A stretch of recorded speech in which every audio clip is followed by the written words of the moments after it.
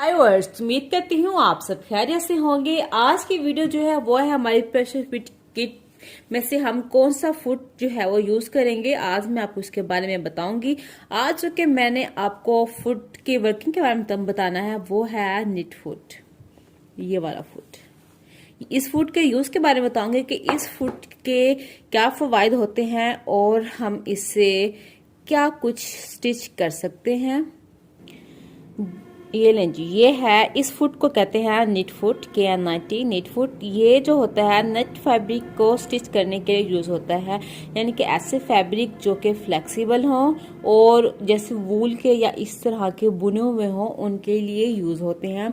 ये फुट थोड़ा सा नॉर्मल फुट से हटके है, नॉर्मल फुट की तरह ही है लेकिन थोड़ा सा चेंज है। वो ऐसे चेंज है कि इस फुट को अगर हम गौर से देखें, इसके पीछे हमें एक ब्लू सा नजर आता है।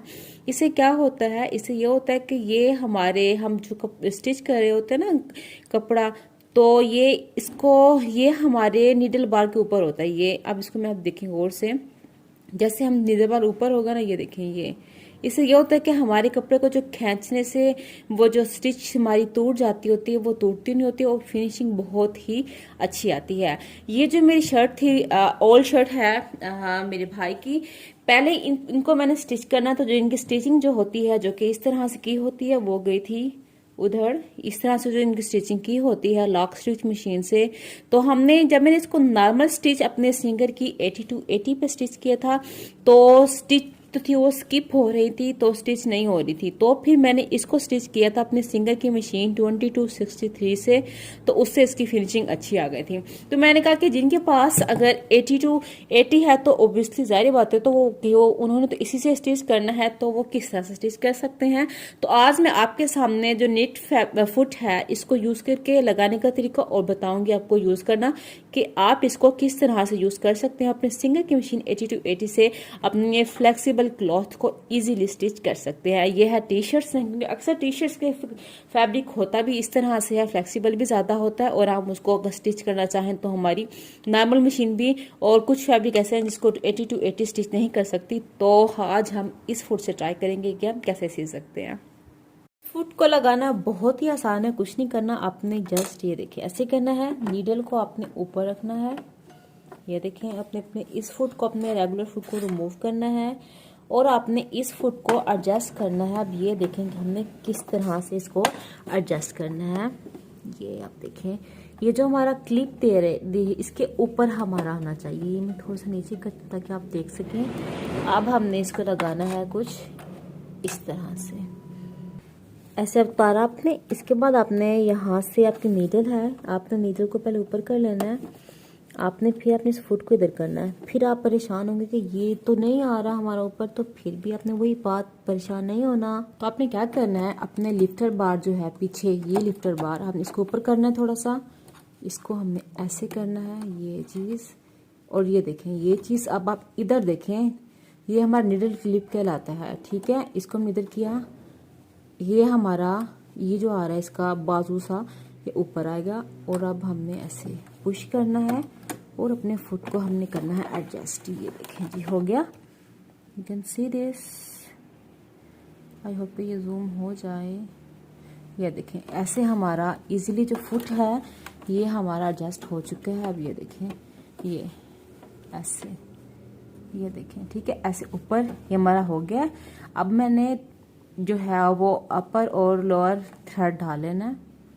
हमने करना है बॉबन में धागा फिल, लेकिन हमारा मूड नहीं हो रहा कि इसमें फिर से धागा हम डालें। तो एक आपको मज़े की बात बताती हूँ।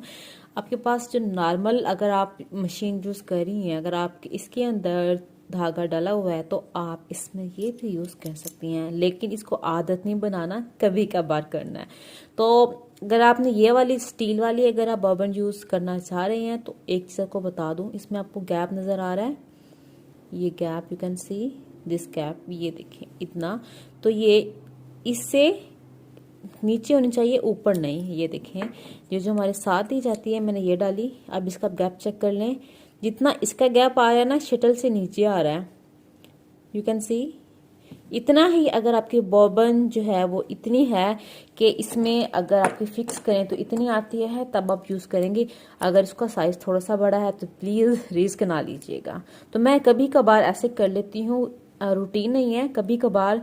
हम ज़्यादातर कपड़े मैं नॉर्मल इस पर स्टिच कर रही होती हूँ ना, तो अगर उसका धागा है बड़ा फिल तो फिर मैं वही यूज़ कर लेती हूँ। लेकिन ये वही रिस्क लें जो अच्छी तरह से एक्सपेरिमेंट कर लें कि आपका साइज इन दोनों का सेम होना चाहिए। फिर धागा जो है वो डल चुका है। मैंने कहा ज़रा आपको ज़रा करीब से फोकस करके भी फुट चेक करा देती हूँ कि फुट एक्चुअल में लगता किस तरह से है, दिखता। ये देखिए इस तरह से आ गया। और अब मैंने ये धागा जो है अपना, ये देखिए ऊपर करना है।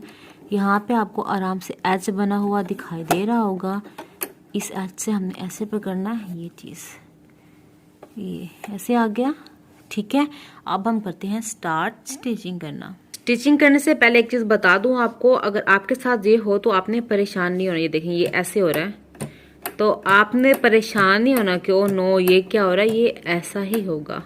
ये देखें ये ऐसे हो रहा है, तो आपने परेशान नहीं होना कि शायद हमारा पाँव जो हमने लगाया है वो गलत है या ये मसला हो रहा है। तो ये ऐसे ही होगा जब हम स्टिचिंग स्टार्ट करेंगे। ये देखें ये ऑटोमेटिकली फिर ये सही हो जाएगा। किसी ने मुझे कमेंट्स करके कहा था कि बाजी आप ही के ना जो बनियान कपड़ा होता है ना उसको स्टिचिंग करने का तरीका बता दें। तो आई एम सॉरी, मुझे ना अब तक वो फैब्रिक मिला नहीं है। जैसे ही मिलेगा ना उसको स्टिच करने का पूरा मेथड आपको जो है वो मैं बता दूंगी। अक्सर हमारे भाइयों की टी शर्ट्स होती हैं वो जाती हैं उधड़ कुछ इस तरह से, तो हमारे पास अगर सिंगर है, क्योंकि नार्मल मशीन इसको स्टिच नहीं करती, तो हम इसको किस तरह से स्टिच करेंगे मैं आपको ये बता देती हूँ। सबसे पहले आपने उल्टा करना है शर्ट को। उल्टा करने के बाद आपने इसको पिन अप कर देना है इक्वल जितनी आपने स्टिचिंग करनी है।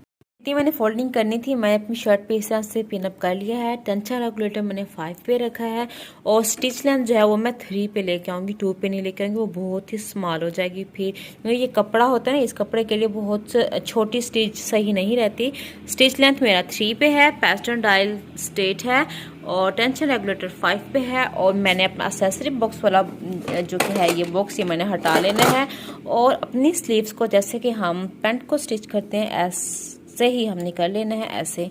अगर आप एक्सपर्ट हैं बड़े तो आप आराम से ऐसे भी स्टिच कर सकते हैं ये लगा के, लेकिन बिगनर्स को मुश्किल होगी तो उनको मैं ये बता रही हूँ कि आप ऐसे कर लें तो ये भी ईजी रहेगा आपके लिए।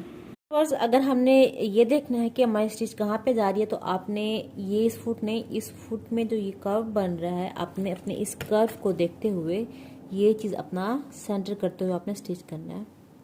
अब हम करते हैं स्टार्ट। पहले आपने 1-2 स्टेप ऐसे ही लेने हैं आराम से, फिर करना है स्टार्ट। ठीक है, अभी आपको भी मैं बताती हूँ फर्क।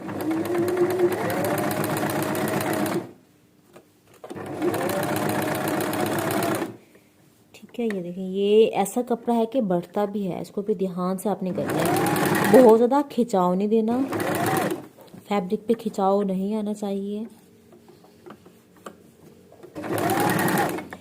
यहाँ पे आराम से ऐसे आपने इसको फोल्ड करना है, नीचे से ऊपर करना है। खिंचाव भी रिमेंबर दोबारा से नहीं होना चाहिए। अब यहाँ पे ज़्यादा हो रहा है, हालांकि मैंने पिने भी लगाई हैं तो हमने इसको पहले एडजस्ट कर लेना है। ठीक है, ऐसे बी केयरफुल। ये देखें थोड़ा सा ज़्यादा हो जाता है क्योंकि ये इतना फ्लेक्सिबल कपड़ा है कि इसमें खुद ब खुद ही खिंचाव आ जाता है। ये देखें जी, ये यहाँ से थोड़ा सा रॉन्ग हो रहा है, मैं सेट कर लूँ।